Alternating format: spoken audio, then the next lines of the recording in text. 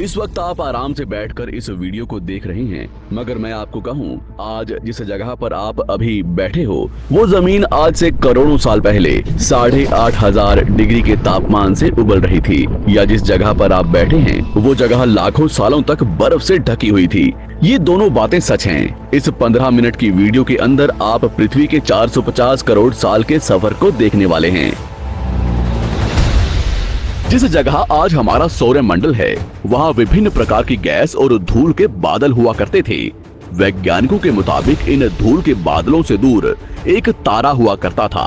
वक्त के साथ साथ उस तारे की ऊर्जा कम होने लगी, जिसके कारण उसके अंदर एक विशाल विस्फोट हुआ। विस्फोट की वजह से अंतरिक्ष की ये धूल एक दूसरे से दबने लगी।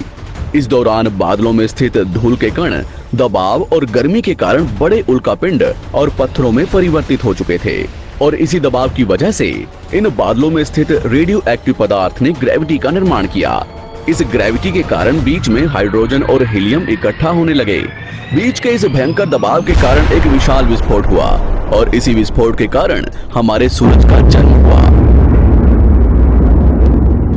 अंतरिक्ष में फैले एस्ट्रॉयड यानी क्षुद्र ग्रहों में भारी वजन की वजह से सूरज के करीब आकर सूरज की परिक्रमा करने लगे।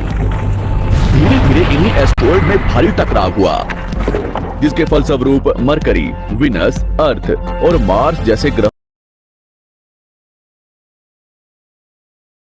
ग्रहों का निर्माण हुआ। वैज्ञानिकों के मुताबिक उस वक्त पृथ्वी और मार्स यानी मंगल ग्रह के बीच थिया नामक ग्रह सूरज की परिक्रमा किया करता था। पृथ्वी पर ग्रेविटी होने की वजह से सूरज की परिक्रमा करने वाले एस्ट्रॉयड अब पृथ्वी की परिक्रमा करने लगे, और धीरे धीरे करोड़ों सालों तक ये पृथ्वी पर गिरते रहे। और ऐसी घटना हमारे पड़ोसी ग्रह थिया पर भी हो रही थी, जिसके कारण थिया पृथ्वी के और करीब आने लगा और आकर पृथ्वी से टकराया।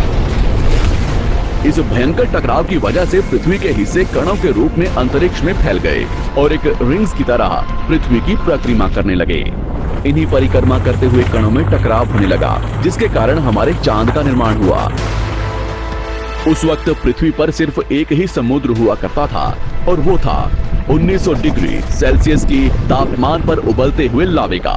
उबल रही थी वो सारी चीजें जिसे आज आप अलग अलग नाम से जानते हैं। वक्त के साथ साथ पृथ्वी धीरे धीरे ठंडी हो रही थी, जिसके कारण पृथ्वी के भारी तत्व जैसे धातु और रेडियो एक्टिव पदार्थ पृथ्वी के केंद्र में जाकर इकट्ठा हो गए, और हल्के पदार्थ पृथ्वी की सतह पर आ गए। लाखों सालों तक पृथ्वी पर उल्कापिंडों की बरसात हुई, और इन गिरते हुए उल्कापिंडों में जमा था नमक, मिनरल्स और पानी।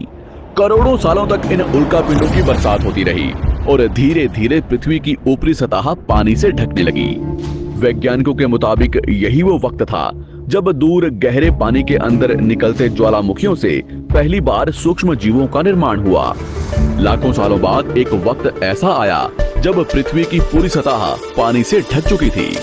हमारी पृथ्वी के सबसे अंदर का कोर रेडियो एक्टिव पदार्थ से बने होने की वजह से हरदम गर्म होता रहता है, लेकिन जब भी पृथ्वी की ऊपरी जमीन ठंडी हो जाती है तब पृथ्वी के अंदर की गर्मी बाहर नहीं निकल पाती, जिसके कारण ज्वालामुखियों का निर्माण होता है। और उस वक्त कुछ ऐसा ही हुआ। पानी से ढकी हुई पृथ्वी पर हजारों की तादाद में ज्वालामुखी निकलने लगे, और आने वाले लाखों सालों तक इन ज्वालामुखियों का निकलना जारी रहा, जिससे पानी के ऊपर जमीन का निर्माण हो रहा था। इस वक्त भी पृथ्वी पर वातावरण ना होने की वजह से अंतरिक्ष से उल्कापिंडों की बरसात हो रही थी। आज से लगभग 300 करोड़ साल पहले पृथ्वी पर ऐसा वक्त आया जब पृथ्वी का वातावरण लगभग स्थिर होने लगा था। ज्वालामुखी निकलने धीरे हो गए थे, और पृथ्वी का एक दिन 12 घंटे का हुआ करता था। साल बीतते गए, और धीरे धीरे ये सूक्ष्म जीव विकसित होते गए और समूह में रहने लगे। आज से लगभग 250 करोड़ साल पहले पहली बार पृथ्वी पर ऐसे जीवों का निर्माण हुआ जो जीने के लिए ये पानी के अंदर के मिनरल्स यानी खनिज पदार्थ और धूप का इस्तेमाल करते थे, और मल त्याग के रूप में ऑक्सीजन बाहर निकालते थे। इस वक्त तक पृथ्वी पर ज्यादातर ज्वालामुखी निकलने बंद हो चुके थे, और इन माइक्रोबैक्टीरिया की वजह से वातावरण में ऑक्सीजन की मात्रा बढ़ रही थी। वातावरण में ऑक्सीजन बढ़ने की वजह से पृथ्वी का वायुमंडल बनना शुरू हुआ। और आने वाले हजारों सालों तक वातावरण में ऑक्सीजन की मात्रा बढ़ती रही, जिसकी वजह से पृथ्वी के ज्यादातर हिस्सों में ये सूक्ष्म जीव फैल गए। हजारों सालों बाद एक वक्त ऐसा आया जब पृथ्वी में ज्यादा ऑक्सीजन बढ़ने के कारण ये सूक्ष्म जीव मरने शुरू हो गए। उस वक्त तक पृथ्वी का